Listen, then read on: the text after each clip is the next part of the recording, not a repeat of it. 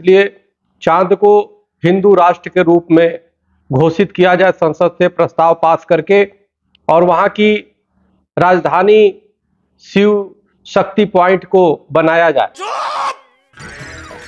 चुप हो जा, सातवीं फेल, चुप, एक शब्द नहीं बोलेगी। कौन है ये लोग, कहां से आते हैं? खुशखबरी खुशखबरी खुशखबरी पूरी हिंदुस्तान की आवाम के लिए, पूरी भारत की जनता के लिए एक बहुत बड़ी गुड न्यूज है, खास करके हमारी प्यारी मीडिया के लिए।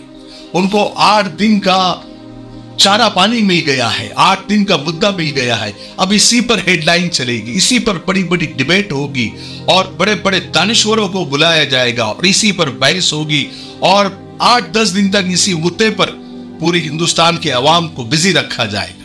अब महंगाई कोई मुद्दा नहीं है, अब पेट्रोल डीजल की कीमतें कोई मुद्दा नहीं है, अब जो है कोई मुद्दा ही नहीं है। अब जो भी है बस यही है, यही आपको सुनने को मिलेगा।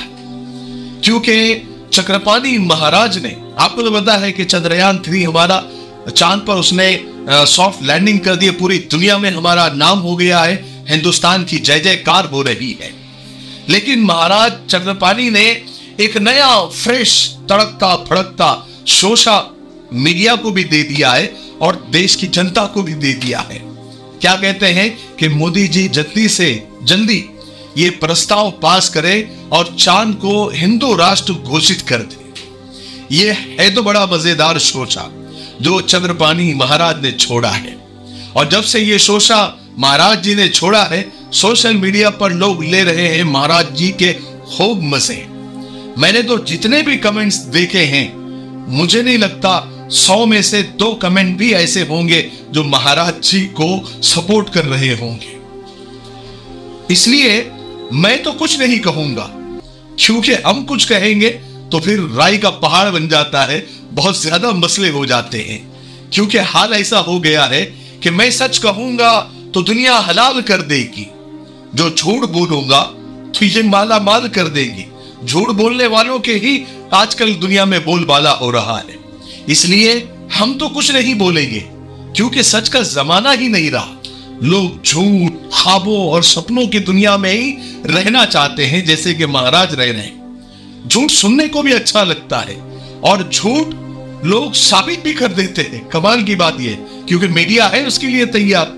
परवीन शाकिर साहिबा का शेर मुझे याद आ रहा है कि मैं सच कहूंगी फिर भी हार जाऊंगी, और वो झूठ बोलेगा और लाजवाब कर देगा। महाराज जी के इस स्टेटमेंट पर हमारे हिंदू भाइयों ने ही बड़ा अच्छा उनको जवाब दिया है और दे रहे हैं, वही मैं आपको सुनाने वाला हूं। उसके बाद आप अपनी राय कमेंट बॉक्स में जरूर दीजिए। उन्होंने जो जवाब दिए वो बड़े मजेदार हैं और हिंदू भाइयों ने ही दिए। एक यूजर है और सब मैं जितने भी आपको कमेंट सुनाऊंगा वो सब वेरीफाई अकाउंट के हैं। राजेश साहू है, वो कहते हैं कि मेरी मांग है कि चक्रपाणी जी को तुरंत प्रभाव से हिंदू राष्ट्र चंद्रमा का प्रधानमंत्री घोषित कर दिया जाए। एक और यूजर है, वो लिखते हैं कि इनको पहले चांद पर भेज दिया जाए ताकि वो वहां जाए, अकेले रहकर जो करना चाहे करे, हमें कोई एतराज नहीं है। राज सिंह यादव लिखते हैं कि मानसिक रूप से दिवालिया हो गए हैं लोग, इनको समझ में ही नहीं आता कि वो क्या कह रहे हैं।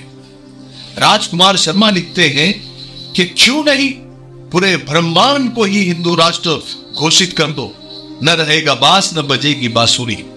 धर्मेंद्र कुमार लिखते हैं कि अवश्य बनाया जाए और चक्रपाणी जी को, यानी अवश्य बनाया जाए यानी हिंदू राष्ट्र बनाया जाए और चक्रपाणी जी को वहां का राजा बनाकर भेज दिया जाए। बिना राजा के राज्य कैसे चलेगा। और एक अनीता मीना जी लिखती है कि इन सब पाखंडियों को चांद पर चंद्रयान में बिठाकर भेज दिया जाना चाहिए। वैसे भी ये गुंडे धरती पर तो कोई काम के है नहीं, वहां जो उनके मन में आए वो करें। ये लिखती है अनीता या मीना जी।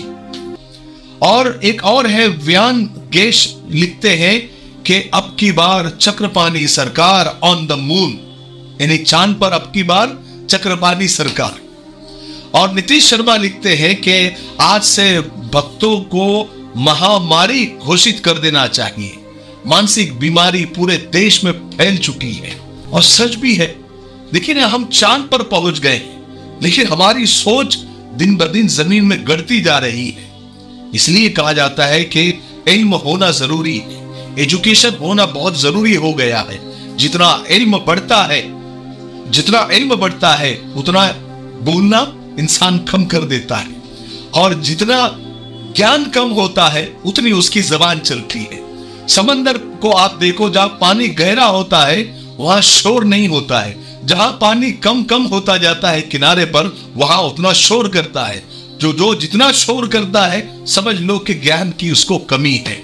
अगर इल्म आएगा, एजुकेशन आएगा, तो ऐसे बाबाओं से, चाहे वो किसी भी धर्म, किसी भी मजहब के हो, ऐसे बाबाओं से छुटकारा मिलता चला जाएगा। वैसे मैं आप लोगों से पूछना चाहता हूं कि चक्रपाणी महाराज के इस शोषे पर और इस स्टेटमेंट पर आप लोग क्या कहना चाहते हैं, कमेंट सेक्शन में जरूर आप बताएं। ठीक है, मुझे उम्मीद है कि आज की वीडियो आपको अच्छी लगी होगी। ये एक मुद्दा था, मुझे ऐसा लगा कि इस पर हमारे जो ऑडियंस है तो उनकी भी राय ले लेनी चाहिए, इसलिए मैंने ये वीडियो बनाया। तो कमेंट में अपनी राय जरूर दें।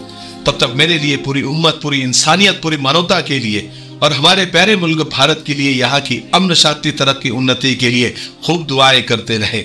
अस्सलाम वालेकुम वरहमतुल्लाहि वबरकातुहू।